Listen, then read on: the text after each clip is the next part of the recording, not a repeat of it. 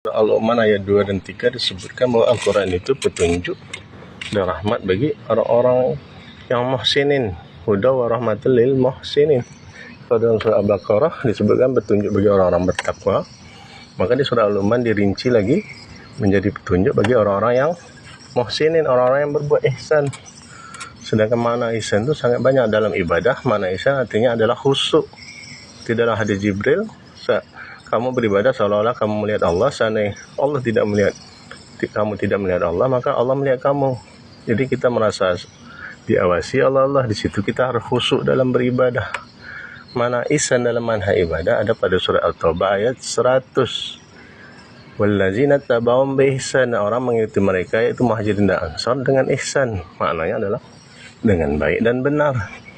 Dan orang-orang yang berbuat kebajikan dan rajin bersedekah sering digelar dengan muhsinin. Jadi makna ihsan secara umum adalah orang-orang yang berbuat kebajikan. Dan dalam menyembelih pun ada namanya, kita harus menyembelih hewan dengan ihsan, yaitu menajamkan pisau, mempercepat kematiannya, memotong di pangkal urat lehernya sehingga tidak menyiksa binatang yang kita sembelih. Ihsan dalam menyembelih.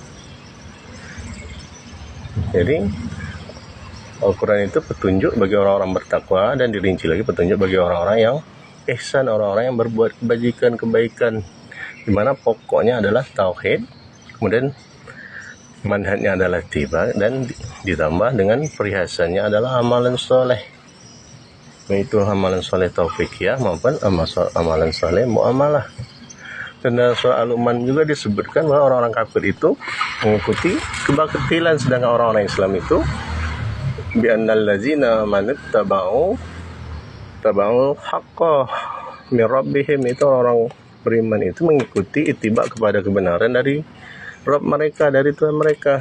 Jadi kalau orang kafir mengikuti kebatilan, makanya orang-orang Islam ittiba kepada kebenaran, ittiba kepada syariat, ittiba kepada Rasul. Jadi salah satu prinsip orang Islam adalah ittiba kepada kebenaran, mengikuti kebenaran. Jadi yang mengikuti kebatilan atau semisal dengannya itu adalah prinsip orang kafir yang diadopsi oleh orang-orang Islam. Makanya kita harus ajak kembali orang-orang Islam itu untuk kembali kepada prinsip Islam, yaitu ittiba al-haq, mengikuti kebenaran. Ya, mengikuti kebenaran, mengikuti syariat Allah, tentu dengan dalil, dengan pemahaman para sahabat, mengikuti Al-Quran dan Sunnah dengan pemahaman sahabat, dengan mengikuti manhaj salaf, manhaj salafi.